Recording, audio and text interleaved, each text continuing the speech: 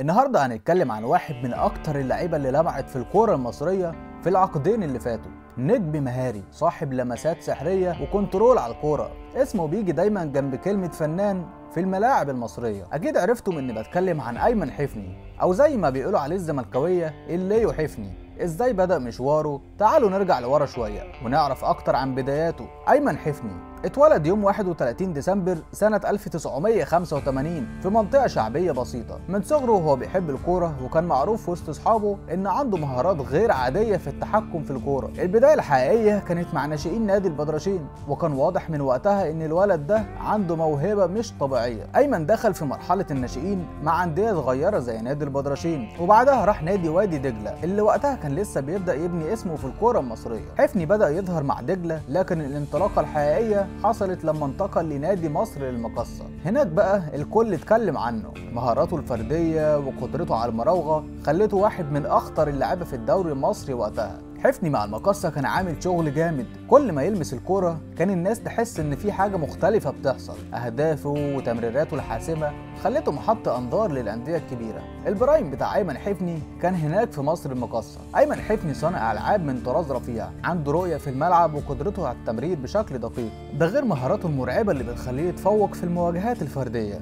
في سنة 2014 الزمالك قرر انه لازم يضم ايمن حفني. فعلا الصفقة تمت واللاعب اتحول للفارس الابيض. هنا كانت البدايه لافضل فترات حفني في الكوره. مع الزمالك حفني قدر يحقق نجاحات كبيره، وكان جزء اساسي في فريق الزمالك اللي فاز بالدوري موسم 2014-2015. مع الزمالك حفني حقق القاب كتير، منها الدوري والكاس، وكان دايما معروف بمساهمته الكبيره في الاهداف وصناعته للعب. اكبر سلاح لايمن حفني كان السرعه والمهاره. الكل كان بيعتمد عليه لما الفريق يواجه خصم عنيد، لانه كان بيعرف ازاي يفتح مساحات ويفتح خطوط الدفاع. ايمن حفني كان مميز جدا في اختراق الدفاعات، دايما لما يمسك الكوره كنا عارفين انه هيعمل حاجه مختلفه. بس زي اي لاعب كره حفني واجه تحديات برضه.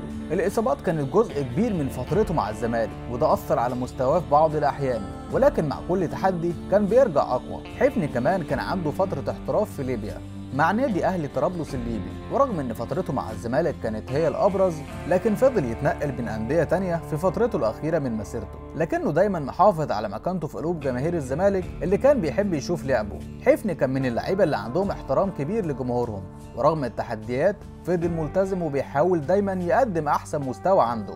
اللعيبه اللي زي ايمن حفني نادرين في كره القدم المصريه، وعنده مهارة استثنائية في المراوغة والسيطرة على الكورة تحت ضغط، وده اللي خلاه مميز على مدار السنين.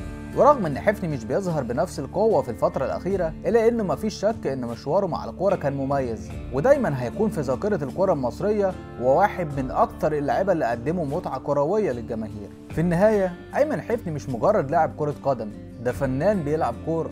موهبته الخاصة هتفضل دايما علامة في تاريخ الكورة المصرية. شكرا أيمن حفني على كل لحظة إبداع قدمتها لجماهير الكورة المصرية. مشوارك هيكون دايما في ذاكرة الناس، وهنفضل نفتكر لمساتك الساحرة طول الوقت.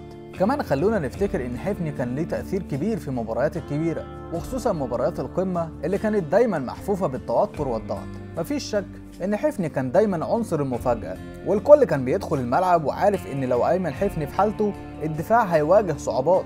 قدرته على التحكم في ايقاع اللعب وارساله للتمريرات الحاسمه كانوا بيخلي زملائه في الفريق يعتمدوا عليه بشكل كبير. مهاراته في المراوغه كانت مش بس للاداء الفردي، لكن كمان لخدمه الفريق ككل.